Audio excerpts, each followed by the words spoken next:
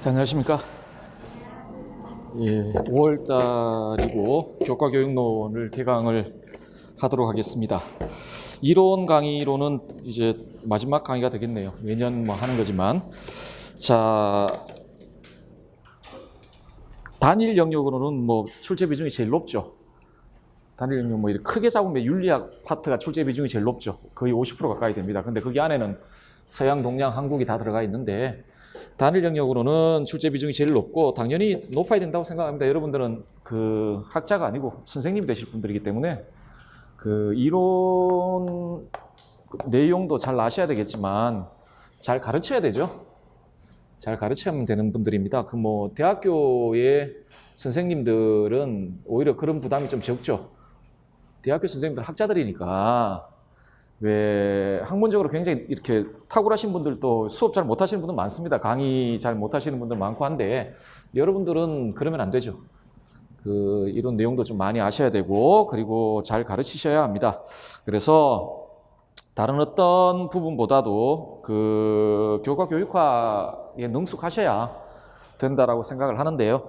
자, 어쨌든 간에 그 뭐 출제 비중도 가장 높고 그렇습니다만 그렇게 어렵다라고 생각되지는 않습니다. 이론이 제가 체감상 가끔씩 이건 뭐 제 개인적인 체감이기 때문에 그 객관성은 없는데 제 개인적인 체감상 다른 이론들 예를 들어 뭐 윤리학이라든지 정치사회사상 파트라든지 이런 것들하고 비교해 봤을 때 이론 내용이 그렇게 복잡하다거나 이해하기 어렵다거나 힘들다라는 느낌은 조금 적다라는 생각을 해요.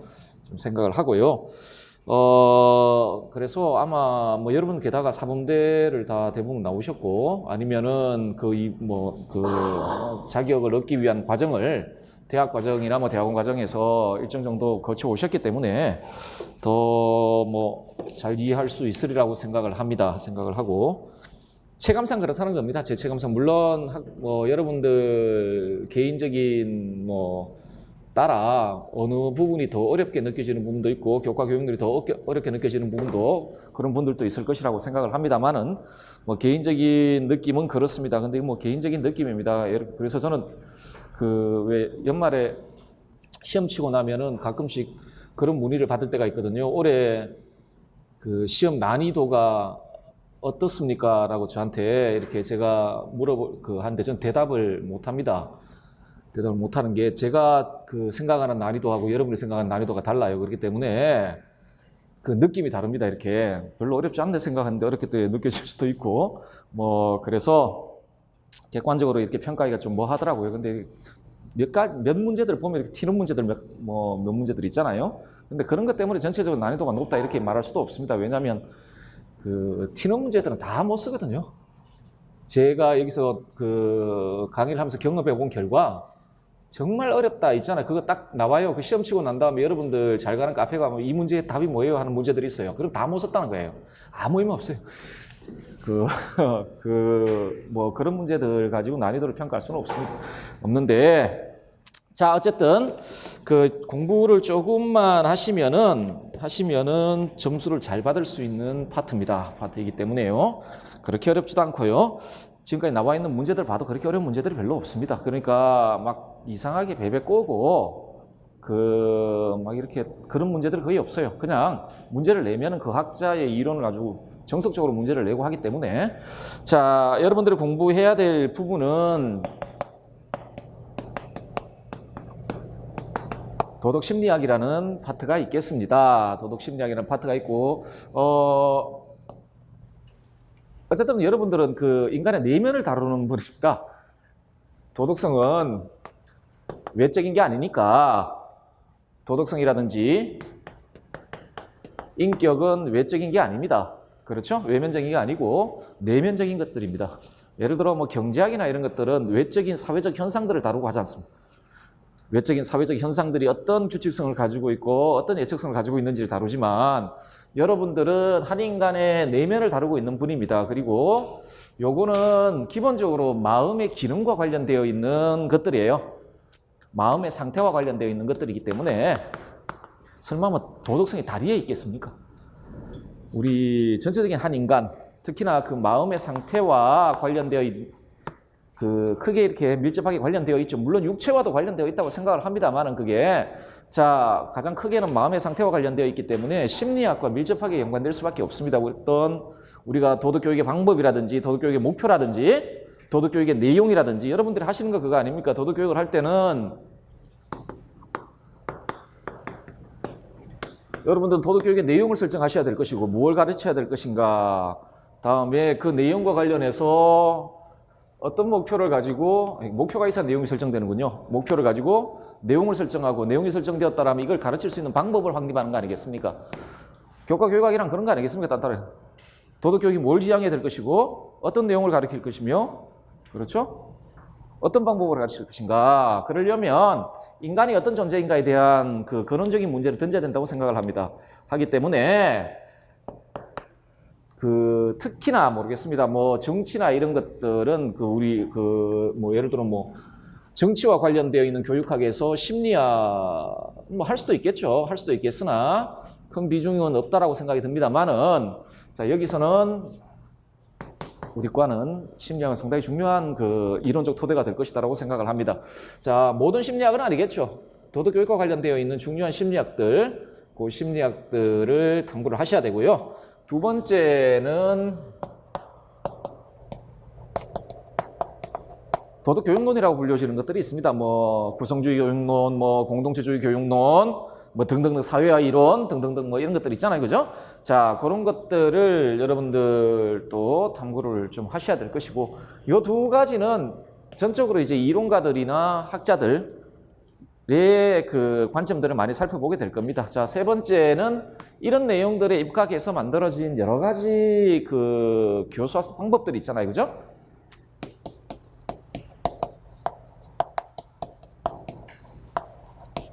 방법들이 있습니다. 요거를 좀 탐구를 하셔야 될 것이고, 요거는 뭐 여러분들 2차 면접과도 필요한 거죠. 수업 모형들 절차 같은 거 아시고 계셔야 되니까 공부할 때 조금 지겹습니다. 대단히 좀 특히 막 절차 같은 거 하면 좀 지겨운데 특별히 이해할 것도 없고 좀 암기를 해야 될 부분들이 굉장히 좀 많고 하기 때문에 좀 지겨워요. 지겹긴 한데 해야 되죠. 해야 되고 마지막으로 교육과정을 공부를 하셔야 됩니다. 교육과정을 공부를 하시는데 지금 2015년 개정 교육과정이 적용되고 있죠. 그래서 원래는 우리 시험 이제 다가오면 교육과정 평가원에서 시험 범위에 대해서 이야기를 하면서 교육과정에 대해서 이야기를 할 때 보통은 이런 식으로 표현을 합니다. 그 지금 2015년 개정 교육과정이니까 개정 교육과정까지 이런 식으로 라고 나옵니다. 보통 시험 범위는 교육과정 관련되어 있는 시험 범위는 2015년 개정 교육과정까지. 이 말은 무슨 말이냐면 말 그대로 하자면 1차부터 해가지고 다 출제 범위다라는 이야기입니다. 그 교육과정 평가원에서 나오는 이야기 보면 까지니까 그렇죠? 저기 저 해방 이후에서 그 뭐 1차부터 해가지고 다 이야기라는데 그런데 요거는 그 뭐 그냥 범위고 그 경향이라는 게 있잖아요. 지금까지 교육과정과 관련된 출제 경향을 보면 거의 그냥 현 교육과정 문제를 냅니다. 현 교육과정 문제를. 왜냐면은 요거 반드시 한 문제 정도 나오거든요. 교육과정 그 교수학습 방법도 한 문제 정도 이렇게 출제가 돼요. 출제되고 물론 요 안에 평가까지 플러스 평가는 거의 안 나오던데 그다음에 나머지는 이제 이 부분에서 출제를 하고요. 한 문제는 반드시 출제를 합니다. 그런데 지금 서술형 시험에서 한 문제 출제를 하는데 7차에서 뭐 7차나 6차나 그런 걸 낼 이유는 없겠죠. 내더라도 예전 걸 내더라도 현재의 의미 있는 내용들 예를 들어 뭐 가치관계 확장법 그러니까 2007년 개정 교육과정에서부터 이렇게 적용되었고 지금까지 적용되고 있는 뭐 내용 설정 원리 뭐 이런 것들 있잖아요. 뭐 그런 식으로 해서 나올 수는 있어도 뭐 5차, 6차를 단독으로 낸다거나 뭐 그러지는 않을 거라고 생각을 합니다. 그래서 교육과정은 그냥 이걸 중점적으로 잘 보셔야 되고요. 15년 개정 교육 과정을 잘 보시면 됩니다. 되고 출제 비중이 가장 높은 건 결국 이 두 파트입니다. 두 파트고 그리고 반드시 한 문제 출제합니다. 한 문제. 작년 같으면 협동학습 여기가 성실이었습니까? 정의였습니까? 뭐 하여튼 그 네 가지 핵심 가치, 그 15년 개정 교육 과정에 제시되어 있는 네 가지 핵심 가치 중에 하나를 이렇게 출제를 하고 그랬습니다. 예전에 논술 시험 있을 때는 이걸 응용해 가지고 내는 경우도 좀 있었습니다. 그러니까 우리 교육 과정의 바람직한 목표가 뭐냐, 도덕과 수업의 바람직한 목표가 뭐냐, 이런 식으로 문제를 내서 그 교육 과정의 내용을 좀 이렇게 가져다 쓰게끔 그런 식의 문제를 낸 적이 있는데 이제 논술도 좀 없어지고 이제 서술형으로 바뀌었습니다. 자, 그래서 지금부터 여러분들 공부하실 내용은 크게 요 네 범주가 되겠고요. 네 범주가 되겠고, 그리고 이 교육과정 같은 경우는 크게 공부할 거 없어요. 이걸 그냥 외우는 거예요.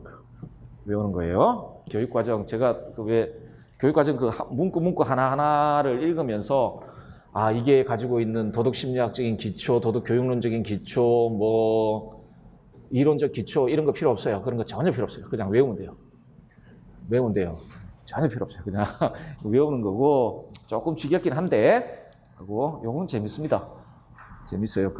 재밌습니다. 제가 개인적인 체감상 이 부분들이 쉽게 느껴졌다라고 하는 건 개인적인 경험 때문에 그렇습니다. 저는 사범대나 윤리교육, 그리고 대학교에서 교육하고는 전혀 상관없는 공부만 했습니다. 그리고 강의를 시작할 때도 들으신 분도 있겠지만 저는 그 임용시험이라는 게 있는지도 모르고 강의를 시작한 사람입니다. 임용시험이라는 게 있는지도 모르고 그때 2009년 2월부터 강의를 시작을 했는데 그 어떤 분이 오셔가지고 그 임용학원에 가서 윤리 강의를 할 생각이 없냐. 그때 제가 생활비가 굉장히 힘들었던 때입니다. 그래서 돈이 굉장히 없었는데, 그래서 극빈자 대출 받고 그런 뜻이 되었습니다. 유학 갔다 왔는데 부모님은 손 내밀기도 좀 뭐하고 해가지고 집을 구해야 되는 돈이 없어가지고 은행 가가지고 저 극빈자인다 해가지고 돈 좀 빌려가지고 이거 생활비는 벌어야 된다. 어떡하나 이거 윤리 강의를 해볼래라고 해가지고 그건 할 수 있겠지 해서 강의를 시작했습니다. 강의를 시작했는데 강의하러 들어오니까 무슨 교과교육료라는 게 있어요. 그것도 강의를 해야 된대요. 그래가지고 큰일 났네. 그래서 이거 어떡하지? 그러니까 첫 번째 강의 이제 윤리학 강의하고 그 다음에 이제 정치사상 강의하고 했는데 이제 교과교육론 강의를 해야 될 거 아니에요. 그래가지고 큰일 났다 해가지고 여러분들하고 똑같이 공부를 했습니다. 어떻게 공부했냐면 선배들 합격 수기 같은 거 있잖아요. 거기 보니까 교과교육론 기본서들이 있더라고요. 그거를 전부 샀습니다. 싹 사가지고 그날부터 그거를 읽기 시작했습니다. 읽고 정리하고 강의 노트를 만들었어요. 만들어가 첫 해 강의를 했습니다. 강의를 했는데 한 2번 하니까 별로 어렵지가 않더라고요.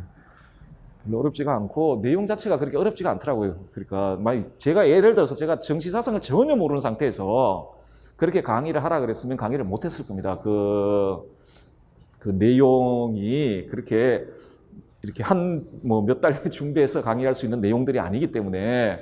그런데 이건 되더라고요. 이건 별로 어렵지 않습니다. 근데 지금은 그렇지는 않습니다. 그것도 벌써 한 10년을 강의했기 때문에 별로 첫 해에 농담이 아니고 진짜 그런 식으로 강의했습니다. 한마디로 여러분들한테 배워가면서 강의를 그 당시에 분들하고 진짜 교학 상장이었습니다. 가르치고 배우면서 서로 이렇게 가는 그런 수준이었는데, 근데 이거 좀 하다 보니까, 한 10년 정도 하다 보니까 이 파트가 제일 개인적인 느낌은 제일 쉽게 느껴져요. 이론 영역에서는 제일 쉽게 느껴지고 그런 측면이 있습니다. 게다가 서양학을 제가 공부를 했기 때문에 이렇게 좀 접목이 되는 부분들이 좀 많기 때문에 이해도 조금 이렇게 쉽게 되는 측면도 좀 있습니다. 좀 있고 해서 그렇다고 생각을 합니다. 자, 이제부터 한번 시작을 해보도록 하겠습니다. 먼저 도덕심리학부터 좀 시작을 하도록 하죠. 심리학의 종류는 정말 많은데 우리 도덕과에서 이론의 기초로 사용될 수 있는 심리학적인 내용들 중심으로 한번 살펴볼 필요가 있을 것 같습니다. 첫 번째가 프로이트가 되겠습니다. 프로이트가 작년에 이분이 출제가 됐죠? 이 논술인가? 예, 아마 이렇게 4명이 등장을 했습니다. 논술 마지막 회라고 아주 학자를 4명씩이나 등장을 시켜가지고 아마 프로이트, 호프만, 레스트 블라지 이런 식으로 심리학자들 싹 모아가지고 그 뭐 중요심리학도 싹 모아가지고 문제 출제를 했는데요. 자, 프로이트를 보도록 합시다. 여러분 아시겠지만 이분은 도덕하고 상관이 없는 분이에요. 이분은 의사입니다. 의사예요. 그것도 정신과 의사예요. 정신과 의사고 이 도덕 현상을 도덕이라는 관점에서 바라본 사람이 아니라 일종의 뭡니까? 그 정신과 의사의 시각으로 도덕 현상을 바라본 사람이에요.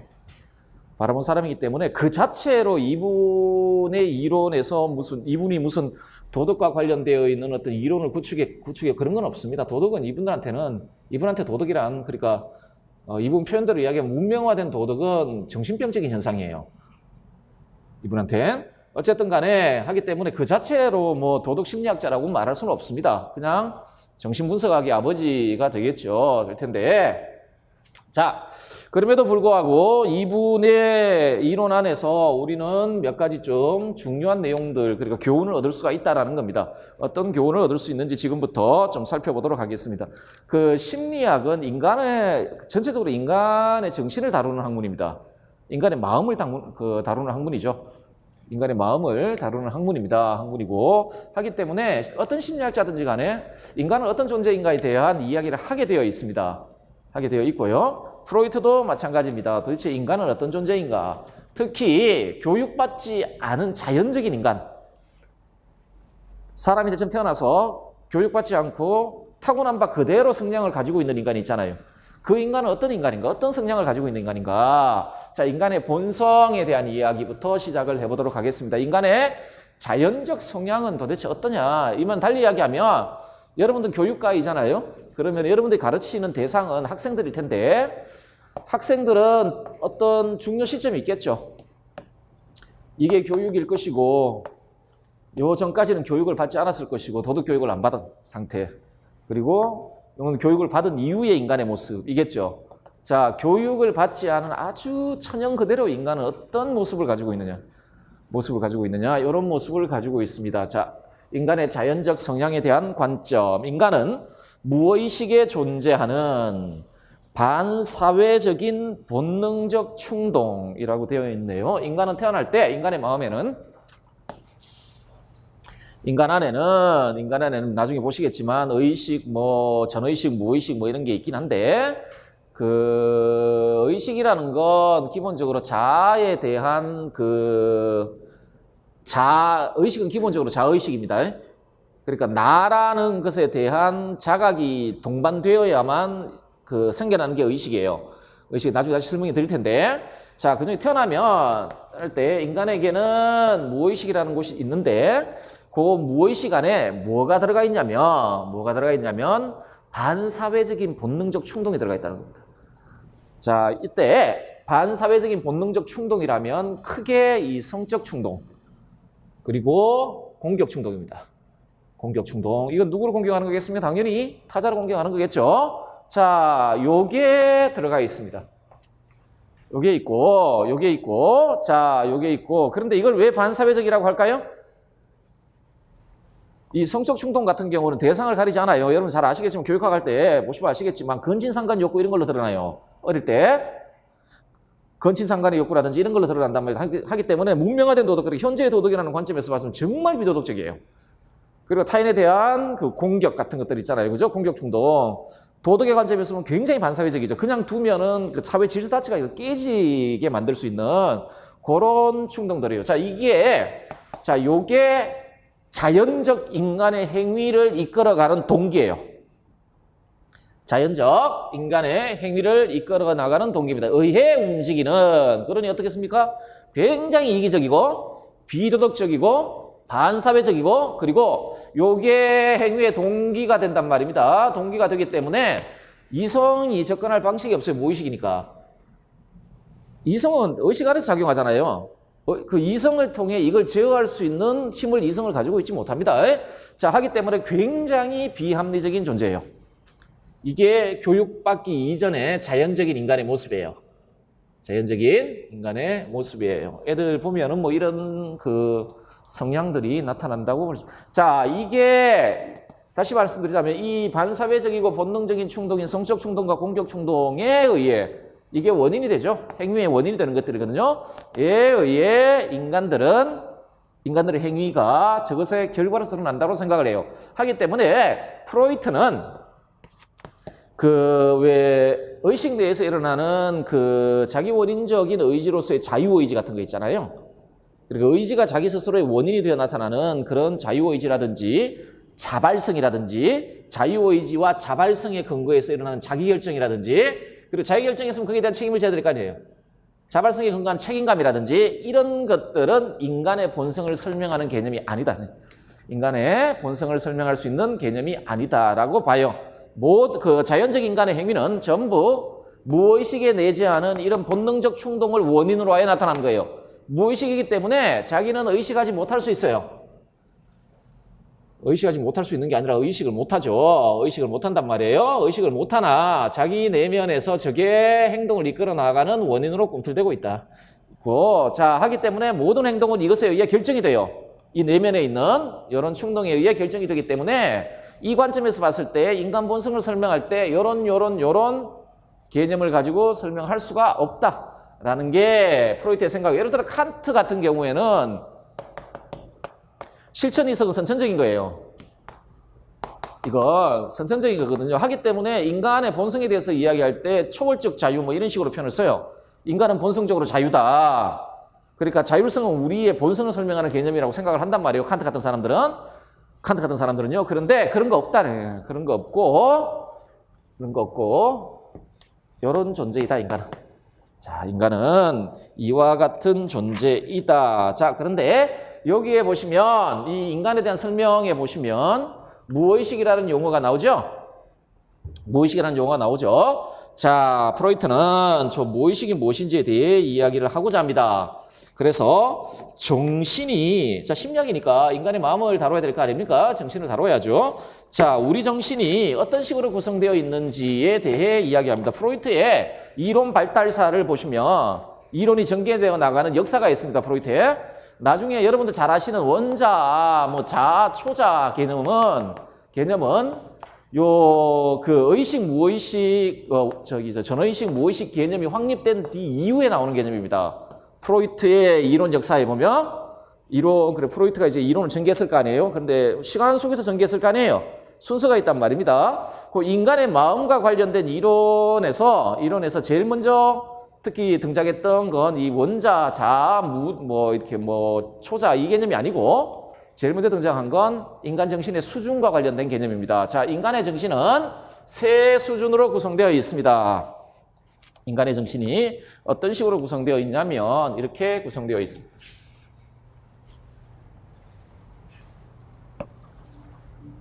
의식, 전의식, 무의식 이렇게 구성이 되어 있는데요. 의식이라는 건 여러분 잘 아시죠? 의식이라는 건 여러분 지금 즉각 여러분 헤아리고 감정을 느끼고 무엇인가 생각을 하고 어떤 느낌을 느끼고 이런 것들 있잖아요. 여러분들이 알 수 있는 것. 근데 이거는 반드시 그 자아에 대한 자각을 동반해야만 가능한 영역입니다. 하기 때문에 모든 의식은 자의식이에요.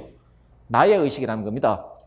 자, 어쨌든 간에 의식이 있어요. 의식이란 그 순간 알아차릴 수 있는 사고, 감정, 행동 등의 의식적 경험을 점유하고 있는 정신의 영역을 의식이라 한다. 의식이라 하고, 자, 전의식은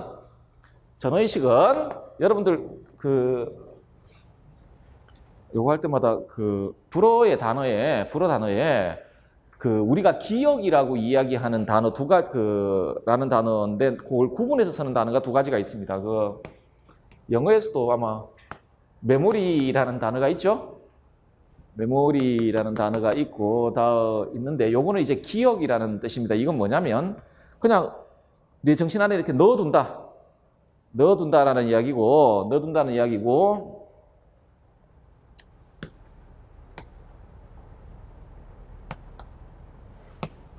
이런 단어가 있긴 한데 단어야 중요하지 않으니까 레베라는 단어가 있는데 이 무슨 뭐냐면 레베는 일어선다라는 뜻입니다. 이 짝대기를 이렇게 세우는 걸 레베라고 합니다.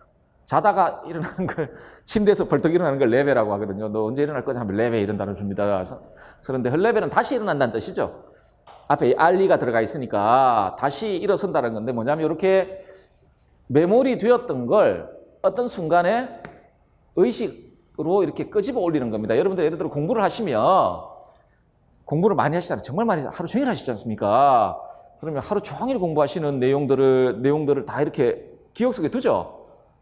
기억 속에 두죠. 그게 의식 속에 그대로 있으면 여러분 미칩니다. 미쳐요. 여러분들이 경험한 게 전부 다 의식 속에 그대로 남아있으면 못 살아요.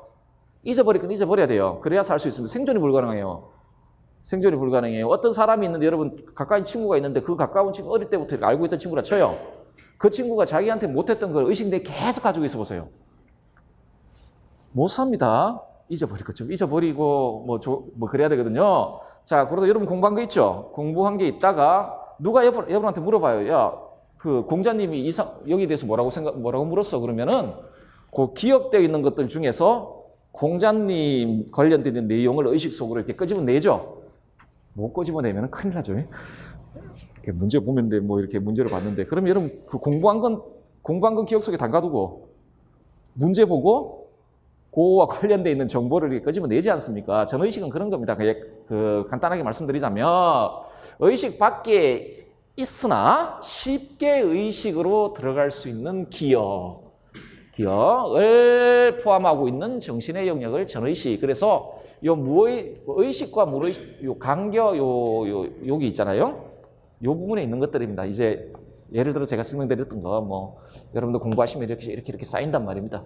원래 요때 심리학자들이 어떤 의견들을 가지고 있었냐면, 우리가 경험한 것들은 절대 사라지지 않는다라는 생각을 가지고 있었어요, 심리학자들이. 그러니까 우리가 경험한 것들 있잖아요. 경험한 것들은 절대 사라지지 않는다. 다 이렇게 기억 속에 저장이 되는데 우리가 그걸 의식하지 못하고 있을 뿐이에요. 그런데 왜 어떤 순간이 되면 그 계기들이 있어요. 주어지는 계기들이 있거든요. 그 계기가 이제 생존의 문제라든지 뭐 이런 계기들이 있습니다. 그런 계기들이 주어지면 갑자기 그게 의식 속으로 들어와요. 여러분들도 뭐 그런 경험들을 해보신지 모르겠는데, 자, 어쨌든 간에 이렇게 떠오르는 겁니다. 이런 걸 전의식이라 하고요. 자, 아마 가장 중요한 건 프로이트한테 무의식입니다. 무의식이거든요. 자, 의식이 안 된다는 이야기예요, 이게. 의식이 안 된다는 거예요. 여러분 절대로 무의식에 내재하는 것들은 의식적으로 활용할 수가 없어요. 의식의 대상이 아니에요. 그래서 여기 있는 것들은 가끔씩은 여러분 정신 안으로 들어올 때가 있어요. 무의식 안에 여러 가지들이 있는데 의식에 이렇게 들어올 때가 있어요. 있긴 한데 이게 언제냐면 꿈 같은 거예요. 그러니까 의식이 잠들어 있을 때 여러분 꿈 꾸죠? 프로이트에 의하면 이제 꿈에서 무의식에 있던 것들이 등장을 해요. 등장을 하는데 이걸 의식의 층을 뚫고 들어오기 때문에 있는 그대로 나타나지를 못해요. 그러니까 상징으로 나타나요. 계단을 오른다든지 그러니까 성적 충동과 공적 충동이라 그랬잖아요. 뭐 물고기 같은 거. 뭐 그런 것들. 우리는 이제 뭐 돼지 나오면 복권 사야지 이렇게 생각하지만 프로이트 선생님은 그렇게 생각하지 않고 계십니다만은, 자, 의식으로부터 벗어나 있어 의식적 자각이 불가능한 영역이에요. 이건 우리가 자각할 수가 없어요. 영역으로서 인간의 정신활동과 행동을 통제하고 이끌어 나가는 무의식적인 동기적 요소, 아까 뭐라 그랬습니까? 요 무의식적인 동기적 요소가 뭐라 그랬죠? 선천적인 요소가 있어요. 그게 성적 충동, 공격 충동이죠. 자, 즉 선천적인 본능으로서의 성적 충동과 다음에 초자가 여기 있습니다. 자, 무의식만 따로 떼서 이야기하자면 나중에 초자에 대해서 말씀드리겠지만 무의식 안에 선천적인 요소가 있어요. 태어나면서부터 우리가 자연적으로 가지고 있는 게 있거든요. 무의식 안에 선천적 요소는 뭐라고요? 성적 충동, 공격 충동 같은 거예요. 반사회적인 충동이라고 이야기되는 요건 선천적인 거예요. 성적 충동이라든지 공격 충동이 있는데, 자, 요게요.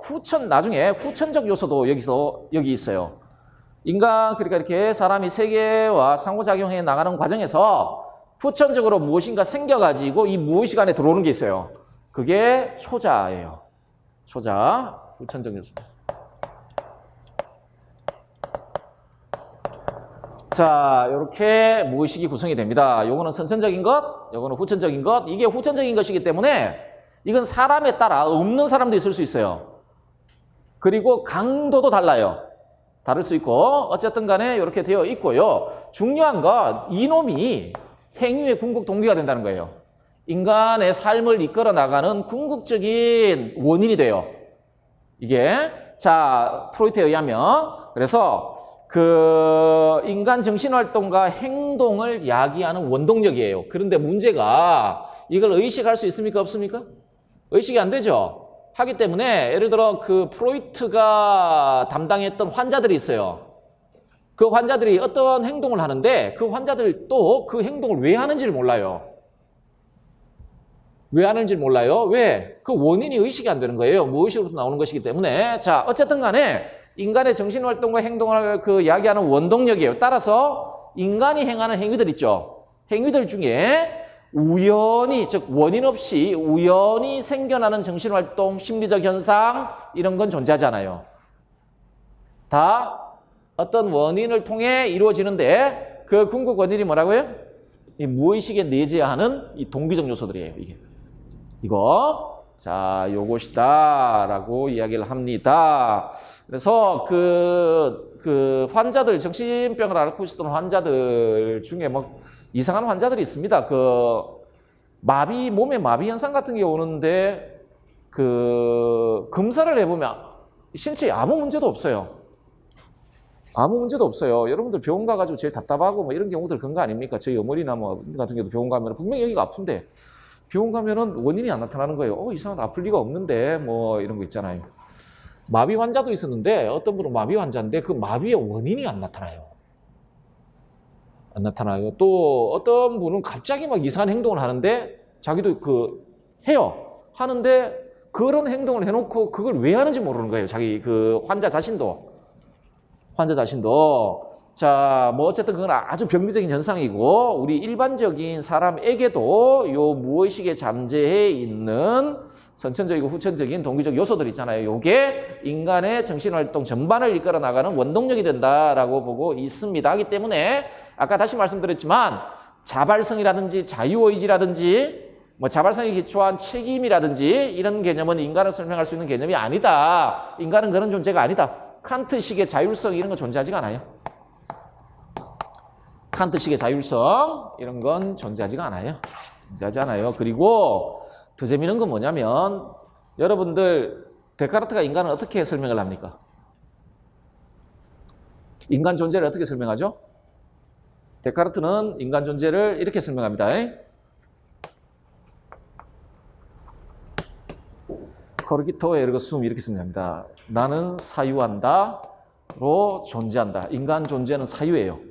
이 말은 뭐냐면 나는 나의 존재와 관련해서 명섭한명한 사유를 가지고 있다는 거예요. 내 존재를 이 세상에서 다른 건 다 회의할 수 있어도 회의할 수 없는 게 뭡니까? 회의하고 있는 나예요. 나. 사유하고 있는 나. 그러니까 나라는 존재는 그 명정한 사유 속에서 그 존재가 드러난다고 생각을 하거든요. 그리고 나의 존재를 내가 사유할 수 있다고 생각해요. 이런 게 데카르트적인 생각이었어요. 이게 완전히 다 무너져 버립니다. 왜냐하면 내가 하고 있는 행동의 근원이 되는 것들이 내 무의식 속에 있고 나는 그걸 의식하지 못해요. 그것에 대한 명정한 사고가 없어요. 그러면 만약 데카르트적으로 이야기한다면 나는 존재할 수도 없는 존재예요. 저렇게 되면 자, 거의 뭐 데카르트적인 인간관 이런 거죠. 근대적인 인간관이 그냥 와르르 다 무너져 버립니다. 하기 때문에 뭐 프로이트는 아마 제가 알기로는 의학에 크게 영향을 못 줬을 거예요. 지금 정신과 의사들이 프로이트의 이론에 따라 하는 사람 거의 없을 거예요. 오히려 이분 외 사회학이라든지 인문학이라든지 이런 데 영향을 굉장히 많이 주죠. 굉장히 많이 주고 그렇습니다. 자, 어쨌든 간에 무의식은 이렇습니다. 자, 그런데 여러분들 무의식 안에 뭐가 있다 그랬습니까? 아까 선천적인 요소도 있지만 후천적으로 초자 같은 게 있다 그랬죠. 자, 그래서 프로이트가 이런 개념을 확립한 다음에 인간의 성격에 대해 좀 더 구체적인 논의들을 시작합니다. 요때 인간의 인성은 크게 세 가지 요소로 구성이 된다라고 원자라고 보는데 하나가 원자 혹은 원초아라고 부르기도 하고 또 하나가 자 다음에 초자입니다. 초자인데 자 일단은 원자부터 보도록 할게요. 원자부터 보도록 하면 요거는요 우리 마음 안에서 우리 인성의 구조 내에서 선천적 요소입니다. 이거 태어나면 우리는 자하고 초자가 없어요. 아직까지 없고 바로 태어난 자연적인 인간에게 존재하는 유일한 건 원자예요. 이 원자가 활동하는 영역은 무의식이에요. 무의식 안에 원자가 활동을 하는데 아까 무의식 안에 뭐가 있다고 했죠? 그 교육받기 이전에 그 자연적인 인간, 그 선천적으로 존재하는 게 공격 충동, 성적 충동 이런 거 있잖아요. 그렇죠? 그게 존재한다 그랬잖아요. 원자는 그런 충동의 총체예요. 원자는 자 무의식에 내재하는 생득적, 본능적, 원초적 욕구와 충동의 총체. 여기에 만약에 무의식이 있으면 여기에 이 총체 있잖아요. 그걸 일러 원자라고 해요. 그래서 이로부터 그 성적 에너지들 있잖아요. 리비도 에너지 이런 것들이 흘러나와요. 흘러나오는 자 그래서 요놈이 원자가 이제 활동을 해요. 우리 마음 안에서 태어나면 모든 사람들은 요것만 가지고 있어요. 요거는 성적 충동과 공격 충동의 총체예요. 그렇죠? 그리고 얘는 인성 안에서 활동을 해요. 활동을 하거든요. 자, 어떻게 활동을 할까요? 활동 목표가 뭘까요? 얘가 공격 충동과 성적 충동의 총체라 했죠. 얘는 그러니까 아주 욕구의 덩어리예요. 욕구의 덩어리예요. 원자는 이 욕구를 충족시키기 위한 활동만을 수행해요. 욕구 충족. 자, 보시면 내외적 자극에서 생겨나는 긴장의 해소와 욕구를 즉각적으로 충족시키려는 목적하에서 활동을 합니다. 뭐 여러분 그 심리성적 발달 단계에서 어느 단계에 가면은 애들 그 키워보시는 분들도 있을 것이고 아직 없으신 분도 있겠지만 그 어느 시점 가면은 계속 물고 빱니다. 그것 때문에 부모들이 굉장히 괴로워요. 막 위험한 것들도 있기 때문에 보이면 무조건 붙잡고 입에 넣어요. 입에 넣어서 되게 위험한 것들 있지 않습니까? 저도 그래가지고 막 그래서 뭡니까 이거 서랍장 다 폐쇄하고 못 열게 하고 뭐 그랬던 기억이 나는데 위험한 물건은 다 위로 올리고 그랬던 것 같은데 그겁니다. 못하게 해요. 부모가 하면 안 된다고. 못하게 함에도 불구하고 그 당시 때문에 왜 그 리비도 에너지가 입을 통해 나도 구강기 때 그쵸? 계속 이렇게 그거 못하게 하면 굉장히 힘들어해요. 힘들어하거든요. 자기 안에서 생겨나는 그 욕구 불충족이라든지 그러려면 긴장이 생겨나겠죠. 그걸 즉각적으로 해소하려는 목적하에서 활동하는 게 원자입니다. 원자거든요. 자, 그래서 원자의 활동 원리에 대해서 이야기를 하는데, 자, 원자의 활동을 이끌어 나가는 원리가 뭐냐면 본능적인 욕구와 충동의 즉각적 충족을 추구하는 쾌락 원리에 따라 움직인다. 본능적 욕구와 충동의 즉각적 충족을 추구하는 쾌락 원리에 따라 원자가 활동을 합니다. 자, 이게 원자의 활동 원리거든요. 원자가 어떤 원리에 따라 활동합니까? 쾌락의 원리에 따라, 쾌락 원리에 따라인데 쾌락 원리란 생겨나는 충동들 있잖아요. 그걸 즉각적으로 해소하고자 하는 것을 목적으로 하여 활동하는 겁니다. 활동하는 원리가 쾌락 원리가 되겠습니다. 하기 때문에 원자는 합리적 고려를 하지 않아요. 자, 달리 말해서 원자는 현실 세계에 대한 합리적이고 도덕적 고려를 동반하는 활동을 하지 않습니다. 자, 이 무슨 말이냐면 얘한테 어떤 성적 충동이 생겼어요. 어떤 시기에 가면 특히 오이디푸스 콤플렉스가 발생하는 시기에 가면 근친상간 충동 같은 게 나타납니다. 오이디푸스 콤플렉스에 가면 한 5세 정도 되죠? 5세 정도 가면은 근친상간 충동이 일어나요. 근친상간 충동이 일어난단 말입니다. 이거는 여러분 아시겠지만은 적어도 문명화된 도덕 체계 내에서는 진짜 극악한 행동이에요, 도덕적으로. 근데 물론 서구만 해도 19세기까지만 해도 뭐 귀족들은 다 근친 결혼했어요. 근친 결혼을 하고 걔네들 혈통을 보존한다라는 이상한 생각을 가지고 있기 때문에 근친 결혼을 하고 지금도 서구에서 아마 미국에서 주에 따라 좀 다른데 주법에 따라 좀 다른데 어떤 주에는 사촌 결혼이 돼요. 어떤 주에는. 그래서 사촌 간에 사랑하게 되면 이상합니다. 이사를 갑니다. 그 이주법에는 안 되는데 이주법에 되면 이사 가가지고 그 주에 가가지고 결혼을 해요. 결혼한 다음에 다시 오기도 하고 뭐 그렇습니다. 사촌 결혼까지는 됩니다. 그래 근친의 경계가 어디까지를 확정하는 것. 일본도 아마 상당히 오랫동안 사촌 결혼이 되었던 걸로 지금도 되나? 잘 모르겠는데 되고 있는데 한국은 안 되죠. 사촌 결혼은 생각도 못할 일이죠. 못할 일인데 어쨌든 간에 건진상간 충돌이 일어납니다. 원자는요. 이거 우리 그 현실 세계에 의해서 이걸 충족시킬 수 있는 방법. 이거를 만약 충족시키자면 바로 처벌이 따라와요. 그렇죠? 세계가 가로막고 있죠. 가로막고 있고 자 그럼에도 불구하고 원자는 이걸 적극적으로 충족시키려고 해요. 이게 현실 세계에서 실현이 되는지 아니면 도덕적 관점에서 옳은지 그런지에 대해서 고려하지 않아요. 고려하지 않고 그 쾌락 원리에 따라 이런 게 생기면 무조건적으로 이걸 충족시키려고 합니다. 그래서 오이디푸스 콤플렉스 같은 걸 겪죠. 딸은 아빠를 사랑하고 아들은 어머니를 사랑하는데 그 사랑은 그 정신적인 사랑이 아닙니다. 그 육체적인 거예요. 육체적인 거예요. 자, 뭐 그렇죠. 그래서 요게 문제가 좀 생겨나죠. 생겨나는데 자, 요게 원자의 모습인데 자, 이 원자 인성 안에서 인간은 이제 세계에서 태어나서 그 세계와 상호작용하는 과정에서 자의식이 생겨납니다. 원자로부터 분화되어 나가는데 자, 자라는 게 생겨나요. 혹은 자의식이 생겨나요. 인성 안에. 자, 그러면 이제 그 다음 여기에 원자가 있으면 이제 그 일정 정도 경험, 그리고 세계화의 경험 속에 그리고 인간의 발달사가 있잖아요. 어느 시점에 가면은 자아가 생겨납니다. 자아라는 게 뭡니까? 자아라는 건 자의식이에요, 기본적으로. 자아는 딴 게 아닙니다. 자의식입니다, 이거. 자의식이에요. 불어로 뭐가 꽁시언스, 뭐 꽁시언스 이런 식으로 그 나에 대한 의식이 자아는 딴 게 아니에요. 여러분들 자아를 가지고 있다고 생각하죠? 그러면 자아가 어디에 있습니까, 여러분들? 여러분들 안에 자아가 어디 있어요? 쭉 만져지세요, 이거 자아. 그게 아닙니다. 자아는 자의식이에요. 나는 나다라는 의식을 가지고 있는 거예요. 나는 나다인데 이제 요 나는 나다라고 했을 때 이제 이걸 채워나가는 거예요. 이걸 나라는 존재를 채워나가는 거죠. 자, 그래서 자의식이 형성됐다는 거는 여러분 동일성이나 정체성이 형성됐다는 얘기가 마찬가지예요.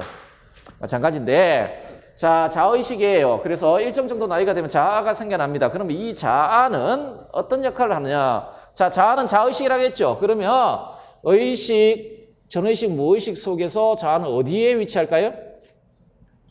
어디에 위치할까요? 예, 의식에 위치합니다.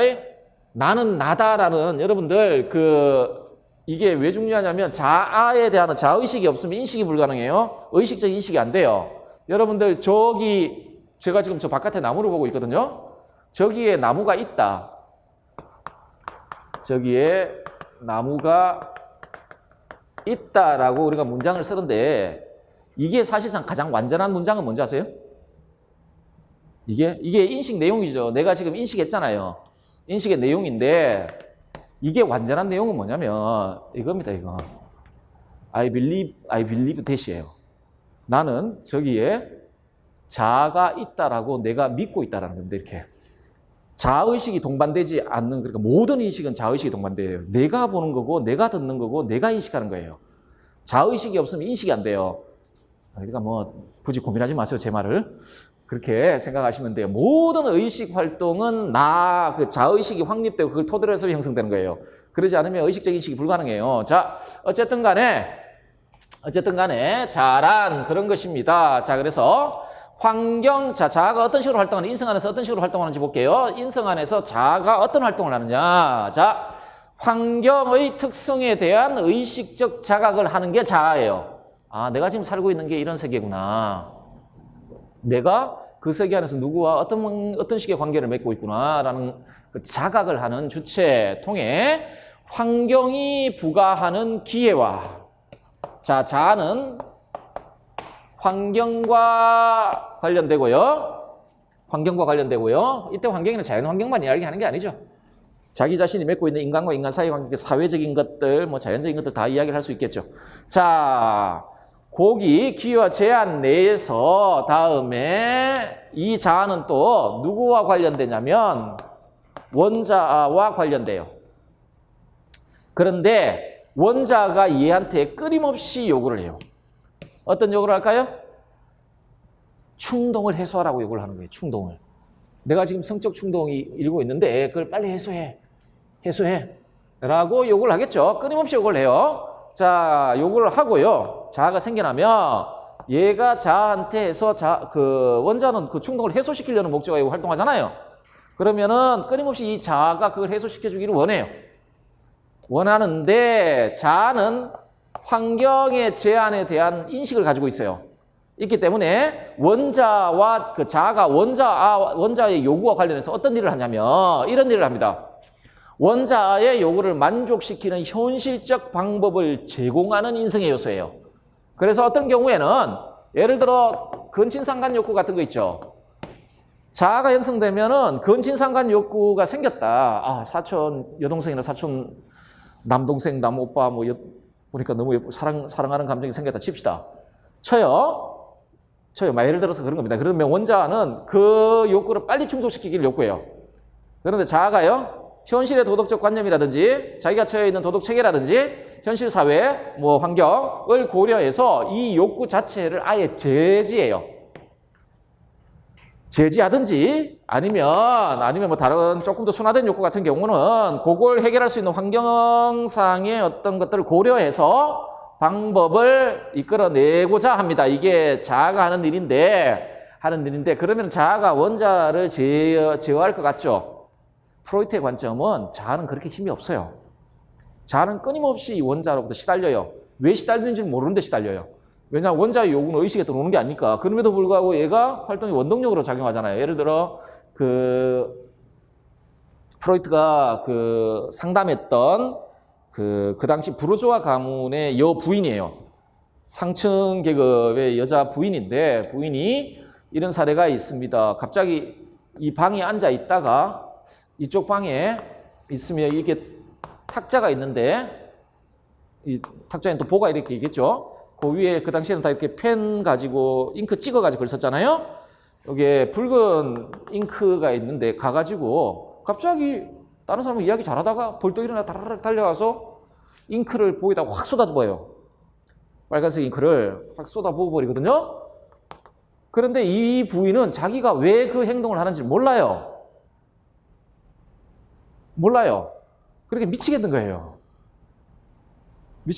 여러분도 뭐 그런 거 있잖아요. 여러분은 뻔히 알면서도 왜 공부를 해야 된다는 거 알면서 놀고 난 다음에 나중에 후회하면서 자기가 왜 하는지도 모르고 이런 행동을 하는 거예요.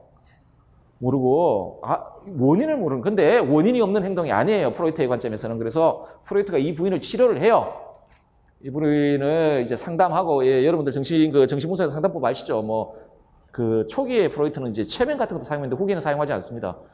그 연상법, 자유연상법 같은 거 쓰잖아요. 이렇게 말 하나 던져놓고 뭐 이렇게 마음대로 해봐라, 뭐 이야기해보라, 뭐 그런 식으로 쓰지 않습니까? 어쨌든 나중에 이 원인을 밝혀내요. 이 행동의 원인은 무의식 안에 있거든요. 무의식 안에 있고 다음에 원자의 충동과 밀접하게 연관되어 있어요. 이 성적 충동 특히 관련되어 있습니다. 이 부인의 남편이 그 성불구자예요. 성불구자인데 그 초야를 치렀을 거 아니에요? 초야를 치렀을 건데 남편도 그때부터 성불구자였는데 그게 알려지는 게 부끄러우니까 그 초야를 치를 때 침대 보에다가 그 빨간색 잉크를 뿌려놨어요. 왜냐면 여러분들 하인들의 입은 못 막습니다. 하인들의 입은 못 막아요. 했는데 아직도 보수적인 동네니까 시기였기 때문에 그 초야를 치르고 나면은 침대 정리를 하인들이 하잖아요. 그러면 그 흔적들을 하인들이 보고 그걸 동네방네 소문을 다 냅니다. 시집 온 분이 처녀가 아니었네. 이런 동네방네 소문을 내니까 이렇게 해놨거든요. 그런 일이 있었습니다. 그래가지고 이분이 갑자기 가가지고 옆에 보호에다가 빨간색 잉크를 확 부어버리고 이렇게 오고 그런 일이 있었던 모양이에요. 자, 어쨌든 간에 무의식에서 작동하고 있습니다. 그런데 이분이 이런 병리적 현상이 나타난 이유는 뭐냐면 그럼 자아가 그게 이렇게 예를 들어 막 성적 욕구가 나타났잖아요. 그 당시에 근데 그 도덕은 굉장히 못쓰게 여성들한테. 그 여성이 성적 욕구를 드러낸다는 거는 부끄러운 일이라고 생각을 했기 때문에 자아가 그걸 계속 억압을 한 거예요. 그 충동을 억압을 했단 말이에요. 억압을 하다 보니까 원자가 보복을 하는 거죠. 일종의 병리 현상으로 드러난 거예요. 심리적 병리 현상이나 이렇게 드러나는데, 자, 어쨌든 간에 이렇게 이야기합니다. 자, 활동 원리를 한번 보도록 하겠습니다. 발생한 욕구를 만족시키는 실제 대상이 나타날 때까지 원자아로부터 나오는 본능적 원초적 에너지의 방출을 지연시키는 것을 목적으로 하는 현실 원리에 따라 작용한다. 그리고 현실 원리의 내용은 이렇습니다. 자, 원자는 쾌락 원리에 따라 활동해요. 무조건적으로 그 욕구나 충동을 충족시키려고 활동해요. 근데 이 친구는 세계를 인식할 수 있잖아요. 자아는. 환경을 인식할 수 있지 않습니까? 그래서 원자 요구가 있을 경우에 그걸 현실적으로 해결할 수 있는 방안이 나타날 때까지 그 욕구를 가급적 지연시키거나 이런 방식으로 활동을 합니다. 자, 물론 요거는 그 원자와의 관계 속에서 그렇습니다. 나중에 초자아가 등장하면 또 문제가 생겨요. 또 문제가 생기는데, 자, 사회적 규칙과 관습에 관한 인지와 그것의 위반에 따른 벌칙에 관한 자각을 제공하는 주체예요. 여러분들 뭐 도덕적 주체라고 이야기하는 주체가 이 자아입니다. 자아거든요. 자, 그리고 조금 있으면 또 이제 뭐가 생겨나냐면 인성 안에 그 다음에 생겨나는 게 초자아예요. 이 사회적 환경 속에서 상호작용 과정 속에서 생겨납니다. 생겨나요. 자, 그래서 순서는 원자에서 시작을 해요. 태어나자마자 우리가 가지고 있는 원자예요. 조금 있으면 자아가 생겨요. 자아가 생기고, 그렇죠? 자아가 생기고, 여러분 갓 태어난 애들 같은 경우에는 어느 나이 시점까지는 거울 보여줘도 자기인지 몰라요. 자기인지 모릅니다. 거울 보면 이제 어느 나이가 되면은 거울 보고 얼굴 다듬기 시작하면은 그때부터 자아가 생긴 거예요. 이게 나다라는 거 있잖아요. 그 반성적 의식이 생긴 건, 반성적 의식이 생겼던 건 자의식이 생겼다는 거예요. 자, 다음에 자로부터 요 이후에 이제 초자가 이렇게 생깁니다. 이것도 사회적인 상호작용 과정에서 생겨나는데 특히 부모와의 상호작용 과정에서 생겨납니다. 자, 어떻게 생겨나는지 어떻게 생겨나는지, 자, 이 초자의 특징을 볼게요. 무의식에 존재합니다. 아까도 말씀드렸지만 무의식에 존재하는 후천적 요소가 초자예요. 초자인데, 자, 이게 이 초자가 가지고 있는 가장 큰 특징이 요겁니다. 인성의 도덕적 부분이에요. 인성의 도덕적 부분인데, 자, 도덕적 명령을 분출하는 동인이에요. 자, 우리 무의식 안에 이제 원자가 있어요. 얘도 지금 여기 자아가 있는데 얘도 자아한테 뭘 자꾸 요구해요. 뭐 하라 요구해요. 뭘 요구합니까? 원자는 얘한테. 굉장히 반사회적이고 비도덕적인 욕구들 있잖아요. 그 욕구들을 막 충족시키라고 요구해요. 그런데 나중에 후천적으로 초자가 생기면 얘도 이렇게 그 자한테 요구해요. 뭘요? 도덕적 명령을 내려요. 자에게 명령을 내려요. 여기는 굉장히 비도덕적인 욕구. 건친상간 오이디푸스 콤플렉스기에 진짜 심각하죠. 건친상간 욕구에다가 플러스 살부 콤플렉스가 겹치죠. 그 아버지를 죽여야 되겠다는 욕구. 어머니의 사랑을 얻기 위해 아버지를 죽여야 되겠다라는 욕구까지 막 겹치죠. 뭐 어마어마한 그 심리적 갈등을 느끼죠. 갈등을 느끼는데 게다가 거기에다가 자기가 힘이 약하니까 이제 막 그 두려움, 특히 거세공포 같은 거 느끼고 뭐 그렇죠. 자, 여기 굉장히 비도덕적인 요구를 합니다. 자, 자아는 여기에 끼어 있어요. 게다가 하나 더 자아를 압박해 들어오죠. 환경. 이렇게 되어 있습니다. 자아는. 그래서 프로이트가 종종 비유하는 자아는 아주 전형적으로 이 자아에 대해서 비유할 때 이런 식으로 고통받는 어머니, 아버지, 자녀, 항상 고통받고 있는 어머니, 이런 식으로 표현을 하는데 자아는 고통받아요. 프로이트의 자아는 굉장히 고통스러운 상태에 놓여 있어요. 어쨌든 힘도 없어요. 얘네들을 완벽히 제지도 못해요. 자, 어쨌든 간에 요 자아에게 도덕적 명령을 내리는 무의식적인 영역이에요. 영역에 존재하는 그 요소예요. 자, 요게 어떤 방식으로 이루어지냐면, 자, 도덕적 부분이라고 했고, 도덕적 명령을 분출한다 그랬죠. 그럼 무엇인가 이렇게 명령할 거 아니에요? 프로이트가 이 도덕적 명령을 뭐 아버지의 목소리 이런 식으로 불러요.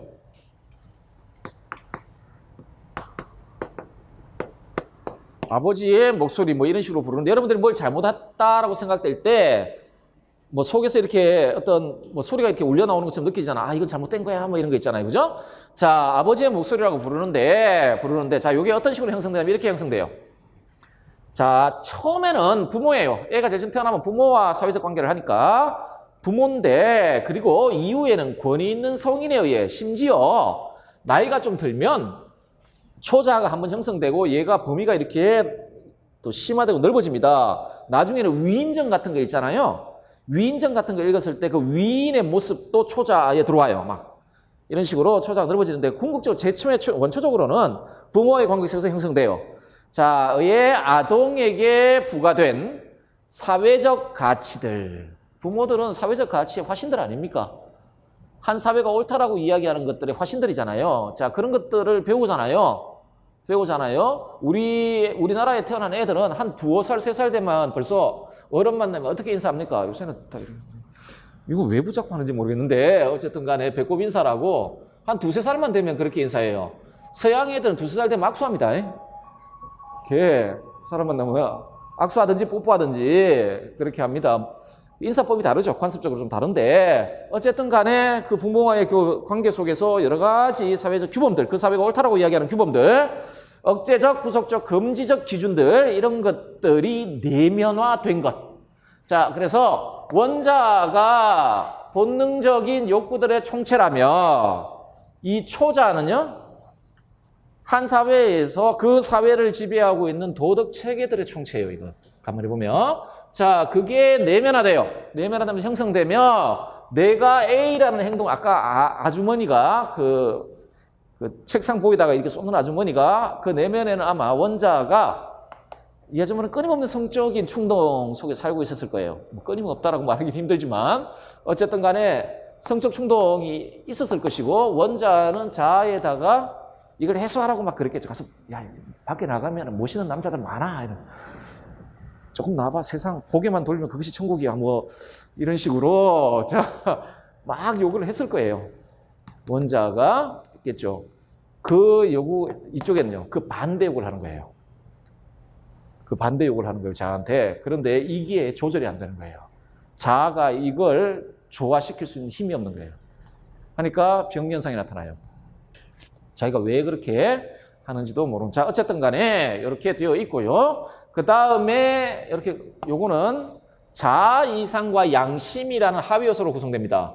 요거는 조금 이따가 다시 한번 어떤 건지 좀 살펴볼게요. 자, 초자아는 자아 이상하고 양심이라 불려지는 두 구성 요소를 가져요. 자아 이상과 양심이라는 두 구성 요소를 가지고, 자, 이게 하는 일이 있어요. 원자와의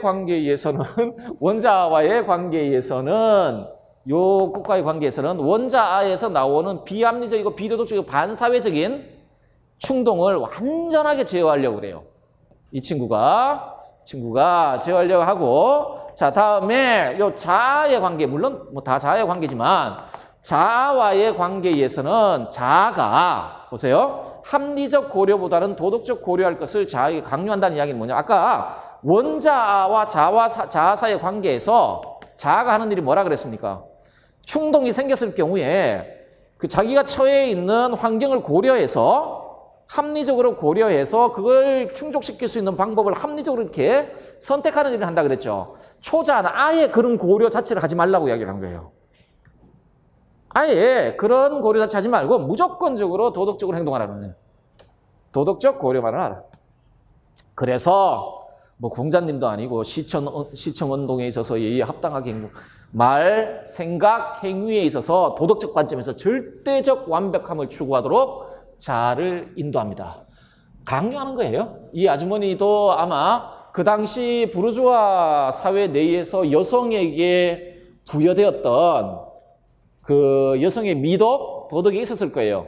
초자는 초자는 그 도덕, 미덕을 그 완벽한 형태로 발현시킬 것을 요구하고 있었고 이 친구는요. 성적 충동이라는 아주 극단적인 욕구들 있잖아요. 이걸 자아가 동시에 이렇게 부여받고 있어요. 이렇게 부여받고 있는데 프로이트한테는 자아는 힘이 별로 없습니다. 그렇게 힘이 센 존재가 아닙니다. 자아는. 자, 조금 쉬었다가 나머지 보도록 할까요?